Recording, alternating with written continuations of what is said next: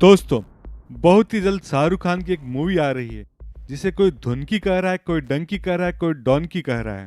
इसका सही नाम लेने में आपको कितनी दिक्कत आ रही है, लेकिन यह प्रॉब्लम उस प्रॉब्लम के सामने कुछ भी नहीं जिसके लिए यह शब्द यूज हुआ है। डोंकी या डंकी शब्द अवैध रूप से विदेश जाने वाले लोगों के लिए यूज किया जाता है।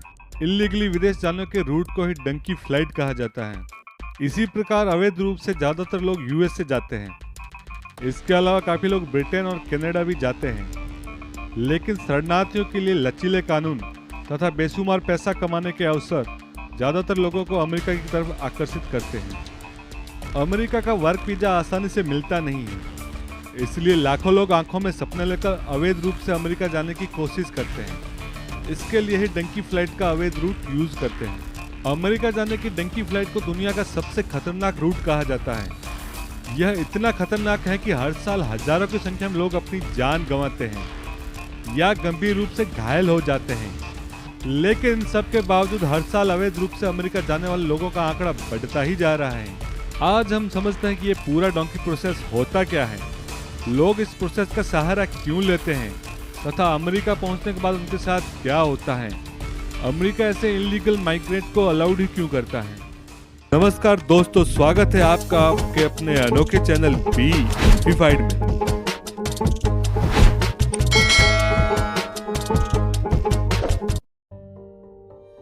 यह डोंकी मारना या डोंकी फ्लाइट शब्द का प्रयोग ज्यादातर पंजाब और हरियाणा में अवैध रूप से विदेश जाने वालों के लिए यूज किया जाता है। हरियाणा और पंजाब में यूएस से कनाडा तथा यूके जाने का गजब का क्रेज है। इसी क्रेज के चलते युवा इस डेडलीस्ट रूट पर अपनी जान गंवा देते हैं। जब हम विदेश जाने की बात करते हैं तो सबसे पहले जरूरत होती है वीजा अप्रूवल की या कोई कॉम्पिटिटिव एग्जाम पास करने की, जैसे IELTS, जो अंग्रेजी बोलने वाले देशों में जाने के लिए अनिवार्य है। हालांकि कुछ शर्तें पूरी करने पर यह एग्जाम दिए बिना भी आप इन देशों में जा सकते हैं, लेकिन ऐसे एग्जाम को पास कराने और वीजा बनाने के नाम पर हरियाणा और पंजाब में IELTS की कोचिंग सेंटर कुकुरमुत्ते की तरह उगाए हैं। इन्हीं कोचिंग सेंटरों की आड़ में एजेंटों द्वारा अवैध रूप से विदेश भेजने का धंधा खूब फल फूल रहा है।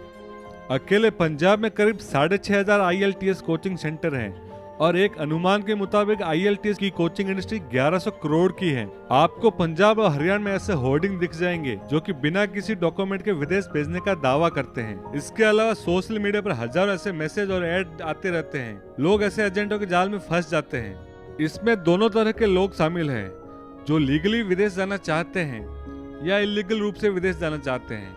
जो लोग लीगली विदेश जाना चाहते हैं उसको ये एजेंट वीजा एप्लीकेशन के लिए पेमेंट करा देते हैं तथा कुछ महीने बाद बोलते हैं कि उनका वीजा रिजेक्ट हो गया है और उन्हें डोंकी प्रोसेस से भेजने का लालच देते हैं। चूंकि इन एजेंट्स को लीगली लोगों को विदेश भेजने पर उतनी कमाई नहीं होती जितना डोंकी प्रोसेस से भेजने पर होती है, इसलिए एजेंट्स यही सजेस्ट करते हैं। कई ऐसे लोग भी होते हैं जिन्हें पता ही नहीं होता कि वो डोंकी प्रोसेस से जा रहे हैं, क्योंकि एजेंट उनको झूठ बोलते हैं कि उनकी फ्लाइट सीधे अमेरिका लैंड होगी। लेकिन जब फ्लाइट लैंड होती है तो पता चलता है कि यह तो किसी लैटिन अमेरिकी देश जो कि यूएसए का पड़ोसी है में पहुंच गए। वहां आपको एक और एजेंट मिलता है जिसका आपके इंडिया वाले एजेंट के साथ कांटेक्ट होता है। वह आपको बताता है कि अब आपको आगे का सफर डोंकी प्रोसेस से करना पड़ेगा। आप उसकी बात मान लेते हैं तो ठीक, नहीं तो आपको वहीं छोड़कर चला जाता है। चूंकि इस सब प्रोसेस के लिए एजेंट आपसे 15 से 30 लाख रुपए ले चुका होता है, तो आपके पास भी कोई चारा नहीं होता है। यहीं से आपका सपनों की मंजिल पाने का सफर शुरू होता है, लेकिन आपको पता नहीं होता कि यह सफर आपको मौत के साथ आंख मिचौली खेलकर पूरा करना पड़ेगा। यह लैटिन अमेरिकी देश या तो ब्राजील होता है या इक्वाडोर, क्योंकि यहाँ पर 90 दिनों तक इंडियन को वीजा की जरूरत नहीं पड़ती है। एयरपोर्ट से आपको पिक करके बसों के थ्रू ग्रामीण बॉर्डर इलाकों में ले जाकर छोड़ दिया जाता है। वहाँ पर आपको अपने एजेंट का एक आदमी मिलता है जिसका काम होता है आपको बॉर्डर पार कराना। उसे डोंकर्स कहा जाता है। हर देश का बॉर्डर पार करने के लिए अलग अलग डोंकर्स होते हैं। अमेरिका जाने के लिए आपको कुछ देशों से होकर गुजरना पड़ता है, जैसे इक्वाडोर से आपका डोंकर बॉर्डर पार करा के कोलंबिया ले जाता है, फिर कोलंबिया के डोंकर को सौंप दिया जाता है।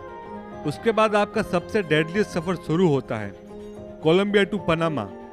ये रूट दुनिया का सबसे खतरनाक रूट माना जाता है, क्योंकि पनामा जाने के लिए आपको डेरियन गैप पार करना पड़ता है। इसके लिए आपको 96 किलोमीटर पैदल चलना पड़ेगा। इस रूट पर घने जंगल, जंगली जानवर, पहाड़, नदियां और कच्चे रास्ते हैं।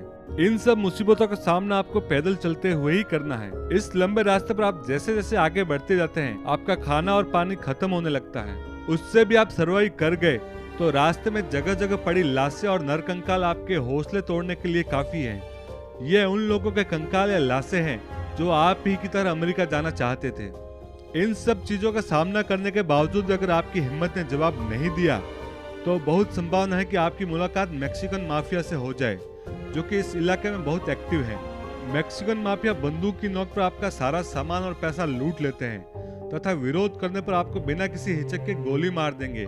क्योंकि आप उस देश में अवैध रूप से आए हैं तो आपकी फिक्र ना तो वहाँ की पुलिस को होगी ना ही सरकार को। इन सब मुसीबतों का सामना कर आप पहुंच जाते हैं मैक्सिको में। वहाँ भी आपके साथ दो चीजें हो सकती है, या तो मैक्सिको की बॉर्डर पुलिस आपको गिरफ्तार कर लेगी, थोड़े दिन डिटेंशन सेंटर में रख के भारत वापस आपको डिपोर्ट कर देगी और आपका इतना पैसा और मेहनत दोनों बेकार हो जाएगी। लेकिन अगर आपका डोंकर होशियार हुआ तो मैक्सिकन बॉर्डर पुलिस से बचाकर आपको मैक्सिको अमेरिका बॉर्डर पर पहुंचा दिया जाता है। वहां पहुंचकर हो सकता है कि आपका डोंकर एजेंट आपको बोल दे कि आप इंडिया फोन कर दे कि आप अमेरिका पहुंच गए हैं। ऐसा ना करने पर आपसे बंदूक की नोक पर फोन कराया जा सकता है। ऐसा इसलिए कराया जाता है क्योंकि इंडिया में बैठे एजेंट द्वारा आपके घर वालों को कहा जाता है कि अमेरिका पहुंचकर ही पूरा पैसा देना। उसी पैसे की वसूली के लिए आपको यह कॉल कराया जाता है। मैक्सिको और यूएस बॉर्डर 1954 मील का है।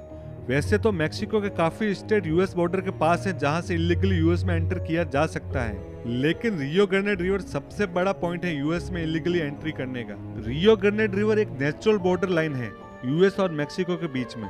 रियो ग्रांडे रिवर क्रॉस करके आप पहुंच जाते हैं सीधा अमेरिका के टेक्सास स्टेट में। इसके अलावा मैक्सिको तथा अमेरिका के बीच एक दीवार भी बनी हुई है। लोग इस दीवार को कूद कर भी इलीगली अमेरिका में जाते हैं। इस दीवार को ट्रंप के कार्यकाल में मजबूत किया गया था। वैसे ट्रंप के कार्यकाल में अवैध रूप से अमेरिका आने वाले लोगों पर बहुत ज्यादा सख्ती होती थी।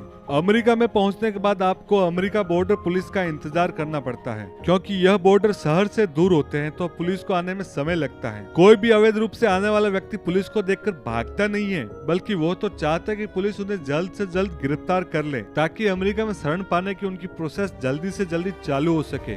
अब अगर आप यह सोच रहे हैं कि इतने संघर्ष के बाद अमेरिका पहुंचते आपके अच्छे दिन आ जाएंगे, तो ऐसा नहीं है। पुलिस आपको अरेस्ट कर लेती है, आपका पासपोर्ट और मोबाइल फोन भी जब्त कर लेती है। उसके बाद आपको डिटेंशन कैंप में भेज दिया जाता है।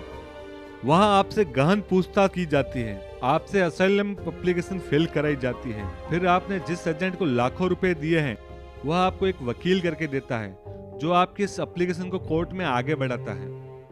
आपका वकील आपके बिहाफ पर यूएस गवर्नमेंट को यह बताता है कि आपको अपनी कंट्री में जान का खतरा है, आप वहां बिल्कुल भी सुरक्षित नहीं है और वहां पे आप पे बहुत अत्याचार हो रहा है, इसलिए उसको अमेरिका में शरण दी जाए तथा उन्हें अमेरिका में अनडॉक्यूमेंट माइग्रेंट के रूप में रहने दिया जाए। वैसे ये वकील बहुत ही महंगे होते हैं, लेकिन अगर यह साबित कर दे कि आप अपने देश में अनसेफ हैं, तो आप 1 साल में काम करके सारे खर्चे निकाल लोगे। लेकिन अमेरिकी सरकार ऐसे इनलीगल माइग्रेंट में से 10 से 15% को ही शरण देती है, बाकी सबको उनके देश वापस डिपोर्ट कर दिया जाता है। कई बार तो ऐसा भी होता है कि कई महीनों तक आपको डिटेंशन कैंप में रखा जाता है, फिर उसके बाद आपकी एप्लीकेशन रिजेक्ट हो जाती है और आपको अपने देश वापस भेज दिया जाता है। ऐसे ही 2019 में 145 इंडियन को डिपोर्ट कर दिया गया था। अगर आपको अमेरिका में शरण मिल भी जाती है तो शुरुआती दिन बहुत कठिन होते हैं, क्योंकि 150 दिन तक वर्क परमिट नहीं मिलता है। इन 150 दिन में आपको छोटे मोटे काम करके ही खुद का गुजारा चलाना पड़ता है। इन 150 दिनों में आप पर यूएस के लेबर लॉ भी लागू नहीं होते हैं, इसलिए आपको बहुत ज्यादा फिजिकल या मैनुअल काम करके ही अपना गुजारा करना पड़ता है। 150 दिन के बाद आपको वर्क परमिट मिल जाता है, फिर यूएस के लेबर लॉ के हिसाब से आपको सैलरी मिलती है। अब सवाल यह उठता है कि यूएस इलीगल माइग्रेट को अपने यहाँ अलाउड ही क्यों करता है तथा उनके डिटेंशन कैंप पर इतने लाखों डॉलर खर्च क्यों करता है। इसका कारण है कि इलीगल माइग्रेट यूएस में सस्ते लेबर का सबसे बड़ा सोर्स है तथा शुरुआती 150 दिन में वहां के एम्प्लॉयर को बहुत ही कम भुगतान में काम करने वाले व्यक्ति मिल जाते हैं। इसके अलावा ये इलीगल माइग्रेंट एक बड़ा स्पेंडिंग पावर रखते हैं जो अमेरिकी इकोनॉमी को बड़ा फायदा पहुंचाते हैं।